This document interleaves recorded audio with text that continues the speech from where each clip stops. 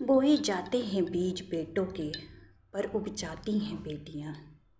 खाद पानी मिलता है बेटों को, पर फिर भी लहलहाती हैं बेटियां। बचपन से ही उनके दिमाग में इतना ज़्यादा बेटी हो बेटी हो बेटी हो बेटी हो भरा जाता है कि वो सोचने लगते हैं कि बेटी होना एक वरदान है या अभिशाप। अरे ज़बान लड़ाती हो, अरे बड़ी बहन हो, थोड़ा सा एडजस्ट करना सीखो। अरे बड़ा भाई क्या कहेगा, अरे इतनी रात हो गई अभी तक बाहर हो, चार लोग क्या कहेंगे। अरे पिता से ज़बान लड़ाती हो। और अगर यही सब बातें बेटे करते हैं, अरे वो तो लड़के हैं, अरे वो तो।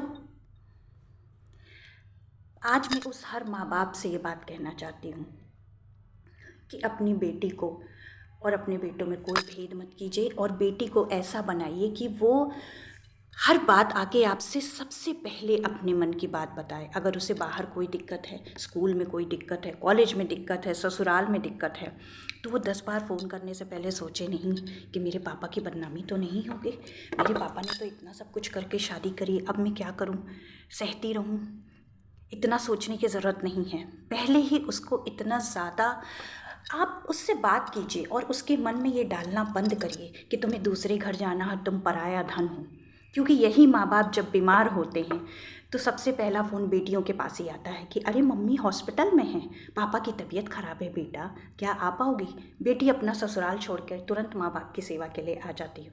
पर वहीं अगर पारिवारिक कोई डिसीजन लेना होता है तो बेटी को सबसे पहले किनारे कर दिया जाता है। अरे वो तो भाई डिसीजन लेंगे। बेटी को कहा जाता है कि पृथ्वी माता जैसा, एक पृथ्वी माता देखो कैसे अपने में सब संभाल लेती है, सीता माता जैसा धैर्य लाओ, उनकी जैसी त्याग की भावना लाओ। तो वहीं आप अपनी बेटी को रानी दुर्गावती, रानी लक्ष्मीबाई जैसी वीरांगनाओं की भी कहानी सुनाइए।